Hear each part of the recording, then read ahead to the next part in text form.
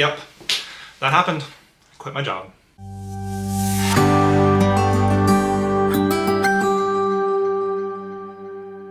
By the way, hi. If you don't know me, my name is Ralph Tyndall. I am a 28-year-old living in Austin, Texas, and as the title suggests, I just quit my job to make greeting cards.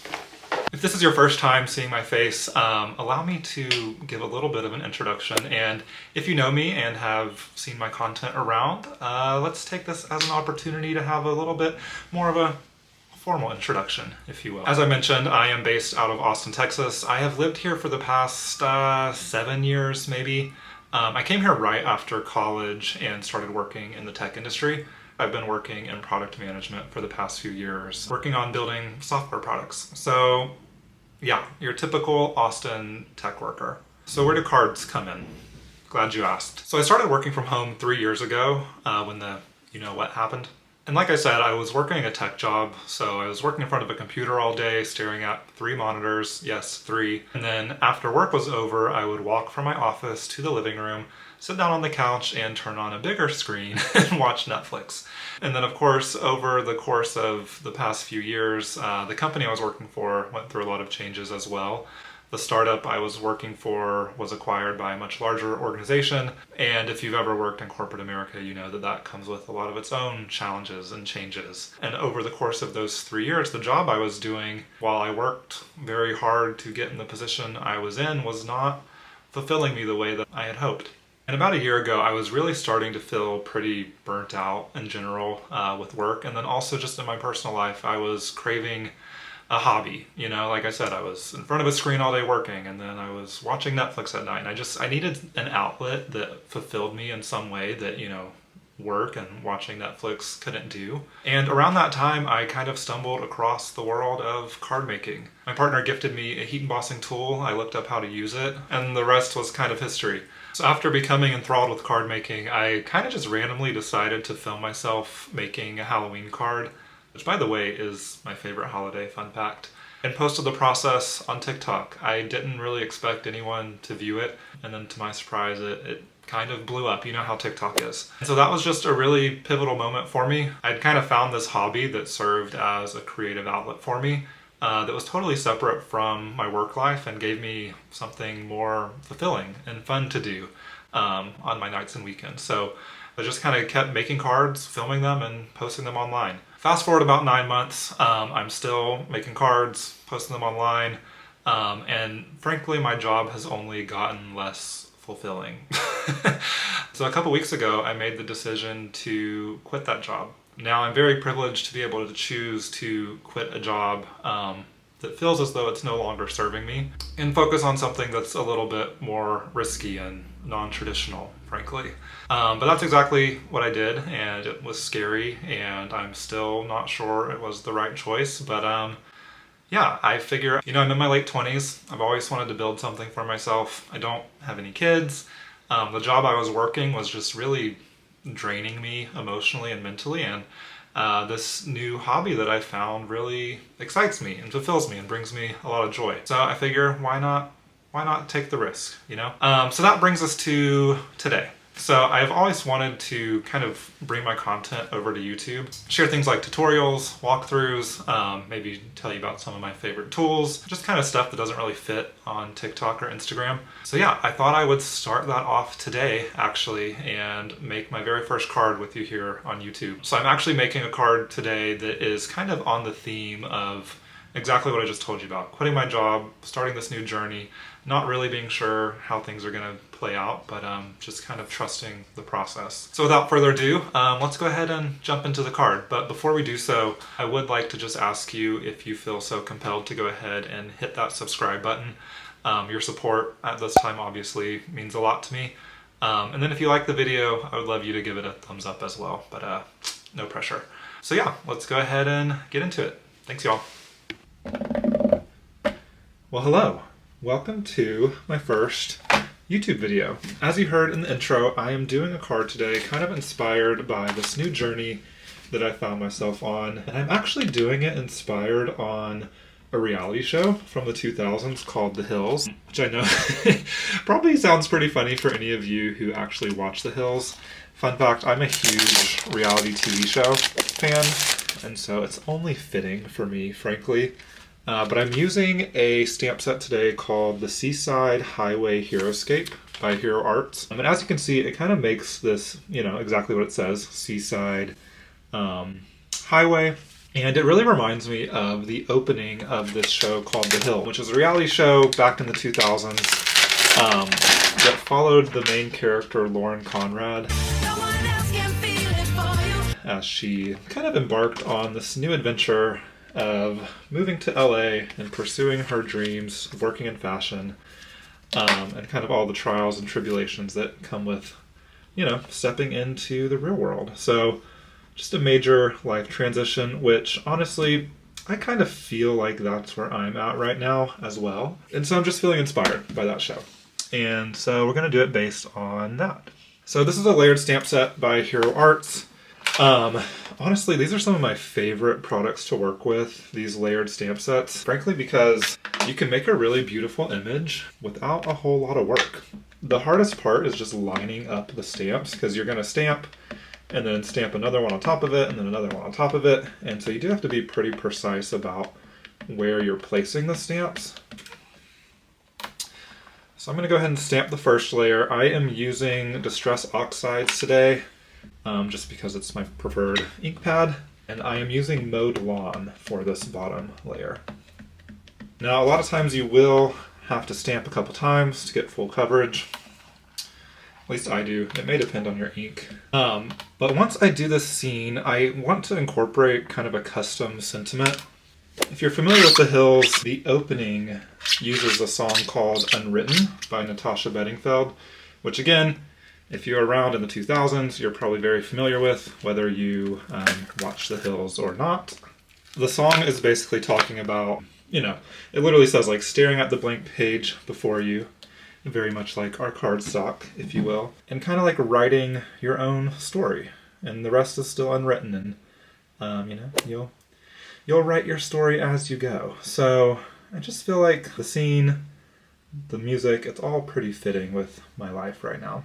So I'm just very carefully lining this next layer up, making sure that my cardstock doesn't move. You always want to push it back into this corner, just to make sure that your stamped images aren't getting misaligned. And next I'm going to go in with Rustic Wilderness. This is my darker green that's going to do the details. If you're starting to build out your Distress Oxides or Distress ink collections and you're wondering which greens you should invest in, honestly, these two greens, MOWED Lawn and Rustic Wilderness, I use all the time. So those would get my recommendation if you're looking for kind of your starter greens, especially if you're doing a lot of nature or outdoor scenes. I feel like you're going to use those a lot. Okay, so we've got our kind of base layer, which is going to be this green hillside. I'm not sure if I want to do the water next or the road. Let's go ahead and do the road. In the road, we definitely have to be a little careful about how we line her up. Like I said, the trickiest part about these stamp sets is just making sure that you have everything lined up just right. And sometimes I'll even go back over and kind of hover my door over it just to double check. So for the road, I'm going to use pumice stone, which is a very nice kind of medium gray. And my pumice stone pad is pretty juicy, so you need to be a little careful not to push too hard and make it bleed. Okay, I think we can do one more very light application. Because you see how this road has this little line in the middle? I want to make sure we don't lose that. So next we will move on to the water. Do you guys say water or water? I was born in North Carolina, and I believe people there say water. So I grew up saying water, and then when I moved to Texas, I was very quickly corrected that the correct pronunciation is water. And it's quite possible that no one says water, and that was just like a, you know, Ralph thing. There's quite a few of those as well. Okay, so for the water, we're going to use Salty Ocean. Very fitting, right?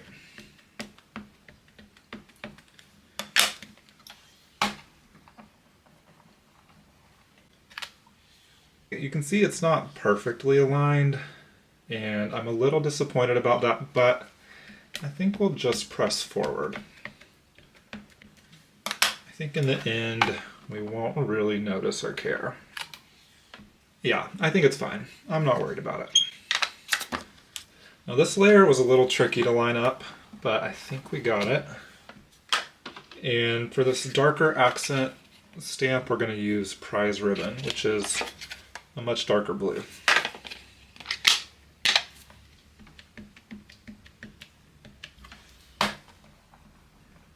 Now, if you're doing something like this with layering stamps, I would highly recommend you use a stamp platform. The one I'm using today is called the MISTI, but there are several different options out there on the market. But if you're doing layered stamps, I would wager to say that it's a must-have, because it'll allow you to stamp repeatedly in the same spot over and over again, and it'll just increase your accuracy, really. Okay, so we have our main stamped image done. Here, let's take a close-up. Ta-da! Isn't she pretty? So now what I want to do is work on the sky. And to do that, I think what I want to do is mask off this whole bottom piece and then do an ink blended kind of sky. And to do that, I'm going to use my handy dandy friend Mint Tape. If you have been following me for any time at all on TikTok or Instagram, you know that I use a lot of Mint Tape. This is one of my favorite low tack tapes to use for masking, temporarily holding things down. There's honestly so many use cases for it. And I think if you're wondering what this feels like, I think it's most similar to like a Post-it note. You know how sticky a Post-it note is? It's not super sticky, but just sticky enough to, you know, be held in place. And it very much feels like paper. It has a paper texture. And then you see we have this little tiny cliff right here. I'm going to go ahead and mask him off as well as best I can. And then for the sky, I want to go for kind of a sunset look, kind of like the beginning of a sunset, if you will. So a lot of like yellow and orange, and then kind of ombre out to a purple color. And so for my sky, I have chosen to go with these four colors. We have Wild Honey, which looks very orange, but it's honestly more yellowy in my opinion. And then Carved Pumpkin, which is a very classic orange. Picked Raspberry, got a pink. And then Wilted Violet, which is one of my favorite, very vibrant purples. So I'm gonna go ahead and put these to the side, grab my Wild Honey. When I'm ink blending like this, I tend to like to go from the bottom up. You could definitely go top down if you wanted. It's totally personal preference, right? And then before I ink blend, I do like to dab off just like the very first bit of ink that you pick up, because it's going to be very saturated. And you want your tone to be as consistent as possible when you're blending on the paper. So you see how that's orange, but there's also a lot of yellow in it? That's what I'm looking for. And I'm actually going to zoom in just a tiny bit for you guys. Now, if you don't have a glass craft mat like I'm using, you can also just dab off your excess on just a scrap piece of paper. I know a lot of crafters have plenty of scrap paper laying around. I'm going to go ahead and move on to my Carved Pumpkin.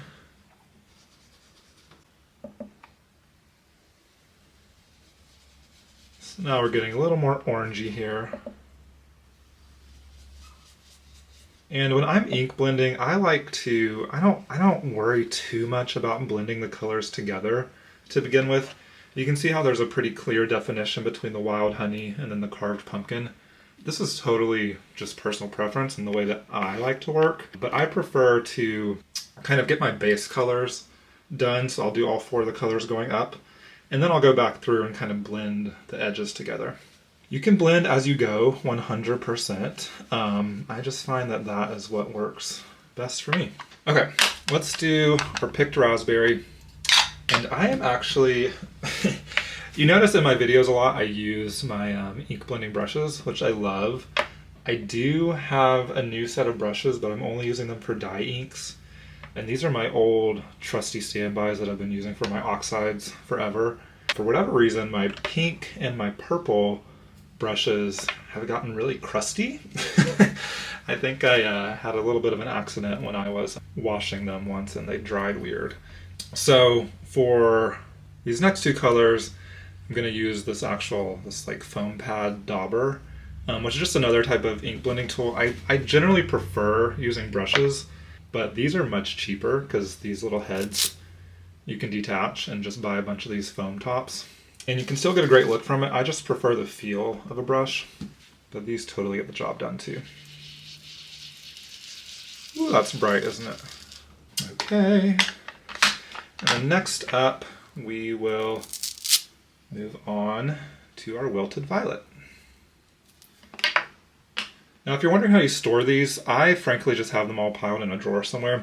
I have seen other people have like a binder with little pieces of Velcro inside of them where they can organize these very well, which I think is a great idea. I just have never taken the time to actually do that.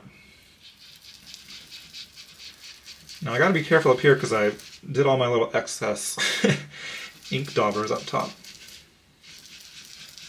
Okay, so we have our purple. Now what I'm going to do is I'm just going to go back through and kind of blend these all together.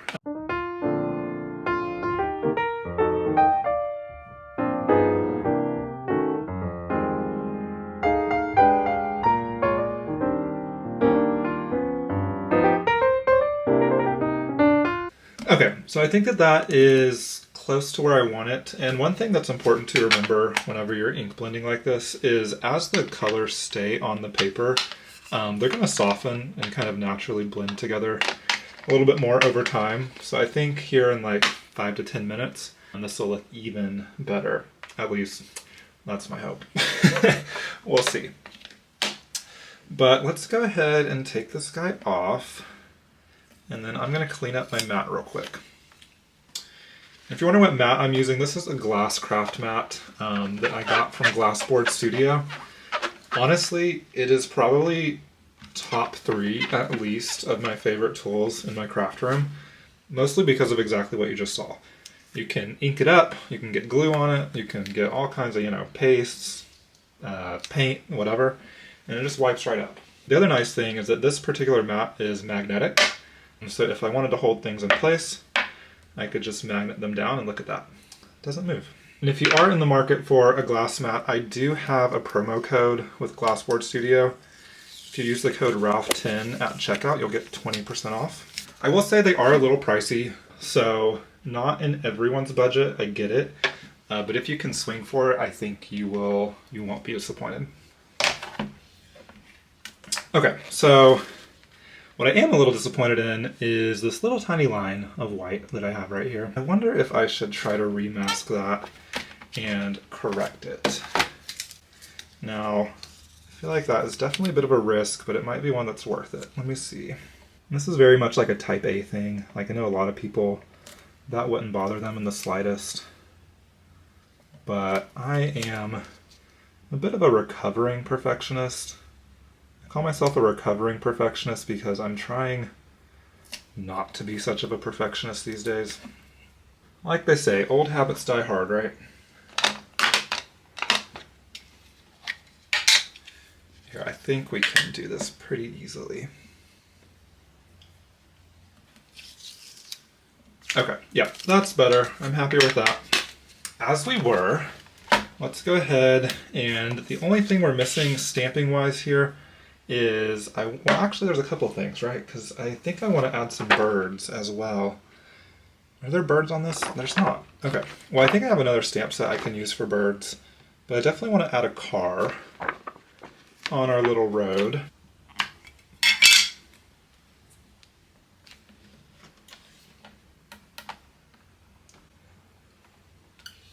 Perfect. By the way, I guess this is a good time to kind of tell you guys a little bit about my story, right? About how I got into all of this. So I stumbled upon card making very randomly. I was scrolling through Instagram one day and saw a college friend of mine actually was heat embossing some Christmas cards that they were sending out. And I was totally enamored by just this process of the heat embossing powder melting and creating this beautiful image. And my partner saw me watching that and how enamored I kind of was at it. And he decided to gift me a heat embossing gun later that week. And it was such perfect timing because this was during, what was it, 2022. I had still been working from home full-time due to, you know. And I work a tech job at my desk all day, and I was just craving to do something a little bit different, and craving to use my hands to create something, really. And looking for a hobby, frankly. So it was really the perfect kind of storm for introducing a new hobby and getting enamored with it. So I went online looking to figure out how to use the heat embossing tool, and then just stumbled upon all of these card making videos and realized there was this whole world of card making out there that I had no idea existed. And so I fell down the rabbit hole, and the rest was kind of history. I especially started watching a ton of Kathy Zilski videos. I have been telling her that she was like my gateway into card making, if you will, because I was just so enamored with her videos, and you know, I started buying more and more supplies, and the rest is history. Okay, so I did a lot here while I was chatting. Like I mentioned earlier in the video, I want to do a custom sentiment. I don't have a stamp for it, which I find that using my Cricut Joy is super helpful for whenever I want to do a sentiment on a card that I just don't have a stamp for. The Joy can create pretty much whatever sentiment I want. And the sentiment that I'm going to do is "The rest is still unwritten." The rest is still unwritten, yeah. Which is a line from the song Unwritten that I was talking about earlier. So I cut down my cardstock onto my Cricut sticky mat. I actually got a brand new sticky mat because the other one I did not take care of and got really dirty and dusty. But I got a brand new sticky mat, so this is its inaugural run, if you will. I already went into Design Space and set up the sentiment that I want to use, so I'm just going to run the Cricut and have it write that out.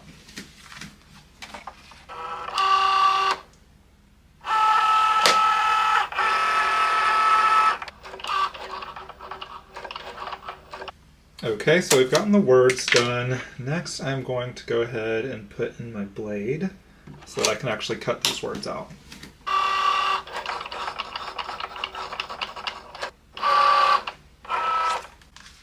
Okay, so the Cricut has done its job. Thank you very much, Mr. Cricut. And next up, if you notice, I did the unwritten in a different font than the rest is still. The way the Cricut works is if you have thicker writing, you'll actually have to go in and color this in. So I'm going to do that real quick. And if anyone knows a way to not have to do this, please let me know in the comments. So sheet is filled in now, which means that we can go ahead and unstick our little words here.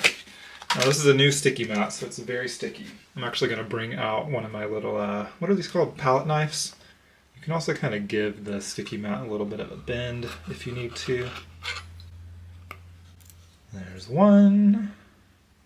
By the way, I'm no Cricut expert by any stretch of the imagination, but if y'all would ever like to see a video on how I do my little custom sentiments on my Cricut, let me know in the comments. I'd be happy to do a little mini tutorial.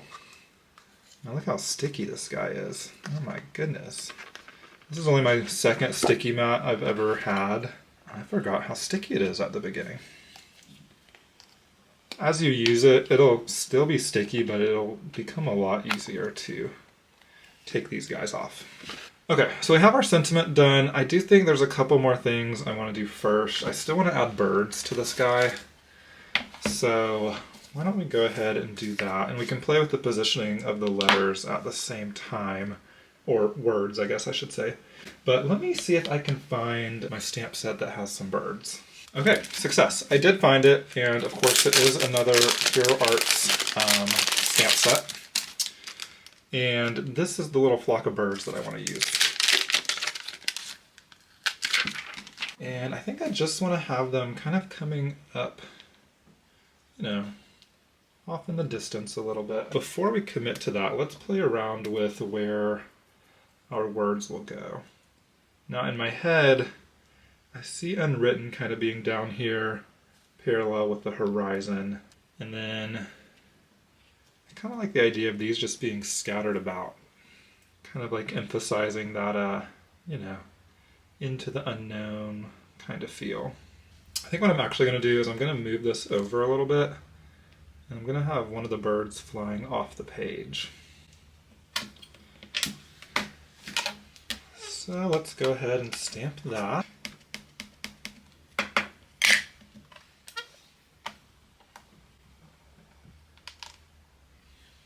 Perfect. Now, let's go ahead and take this guy out. I've just thought of one more thing I think I want to do.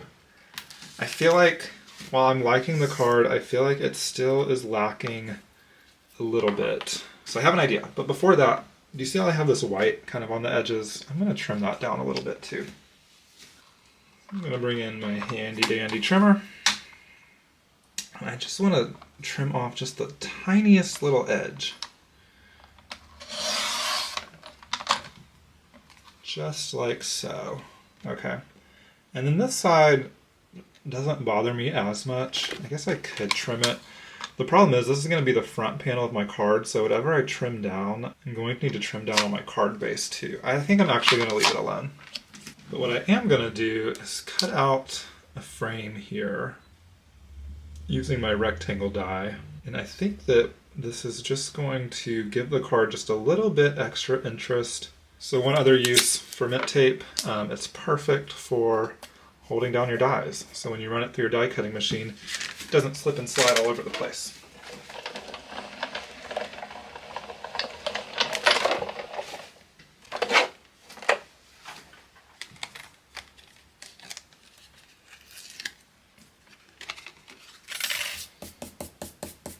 And then what I'm going to do, I'm actually going to cut out several more panels using the same die. This is a great opportunity to get rid of some of your scraps that you may have lying around. I just went into my scrap bin and found these three guys, which I think are perfect. So I'm going to cut all three of them down, and you'll catch me here in just a second. Okay, so now I have three pieces of scrap paper that have been cut down to the same size. And now it's time for us to start assembling our card. And I'm going to be making your just standard A2 size card today, which is going to be 5.5 inches by 4.25 inches. And the easiest way to do that is to take a regular 8.5 by 11 size piece of cardstock. I use 110 pound cardstock and just cut it straight in half. And then from there, all you're going to do is score this down the middle. Let me grab my score board real quick.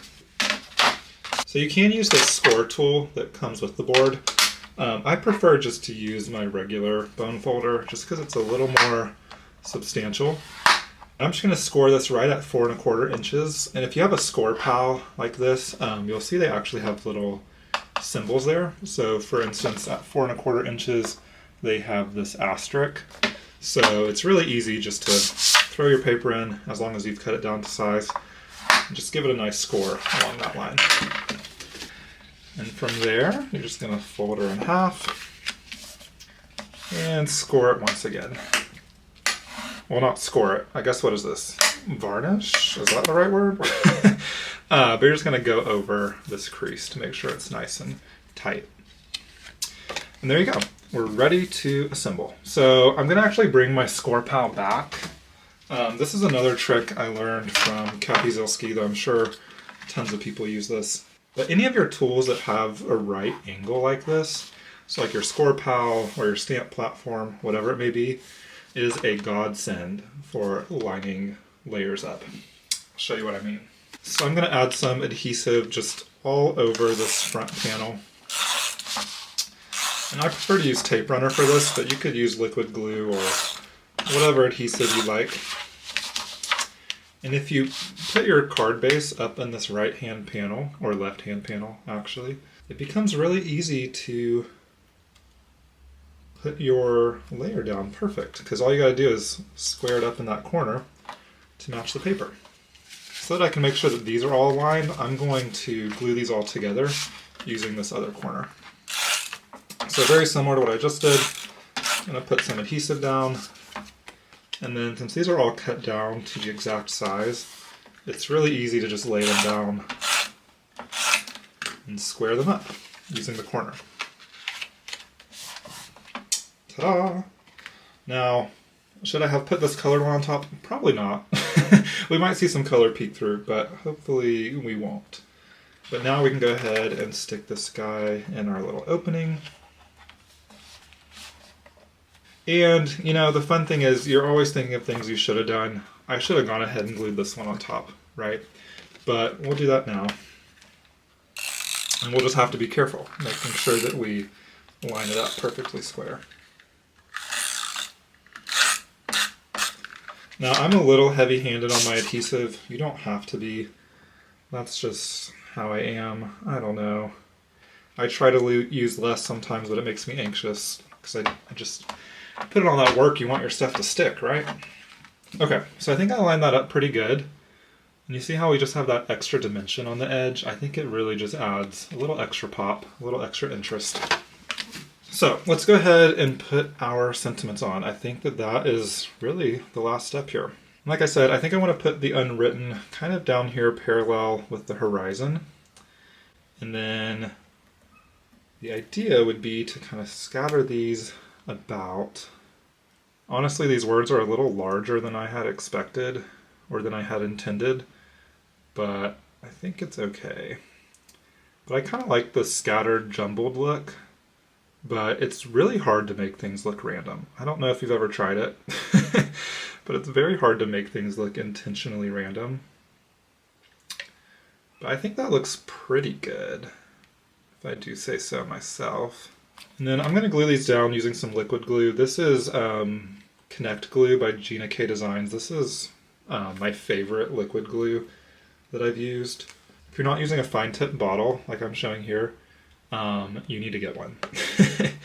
It is life-changing. Whoop, put a little bit too much glue on that, but that's okay. Okay, let's go ahead and do the rest.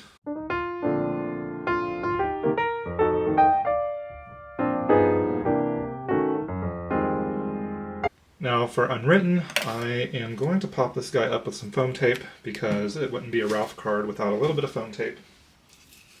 This stuff I use a lot of. Now I try not to use it too much because it's not the most environmentally friendly product out there, but it is one of my favorite adhesives and one of the easiest ways to add dimension to your cards. I would just say if you're using it, be sure to, use it conservatively and try not to waste it. You see how I cut some and then cut it down? I will end up using that other half that I cut off in another project. I have a whole little cart sitting next to me that I will stick unused but to be used strips of foam tape on. And just to be extra safe, to make sure I line this up right, I am going to bring out my little T-square. And let's see, I feel like that's a little high actually. Let's move it down. That feels a little low. It's a lot of back and forth figuring out what looks just right. Okay, I think that looks pretty good. Why don't we take a close-up? Ta-da! The rest is still unwritten. Anyway, that's the card, guys, gals, ladies, he's, she's, theys. I appreciate you tuning in for my very first YouTube video. It would mean the world to me if you would hit subscribe. If you want to turn on the push notifications, that would be wonderful as well. I'm going to continue to be posting regularly on TikTok and Instagram, but I'll be doing a lot more of these type of videos over on YouTube. So walkthroughs, tutorials, and if you have ideas for other things you'd like to see, please leave them in the comments. I'm totally open to suggestions. I just want to continue to, build this fun little community that we have. And yeah, I appreciate you hanging out. And yeah, I guess I'll catch you in the next one. Bye, y'all.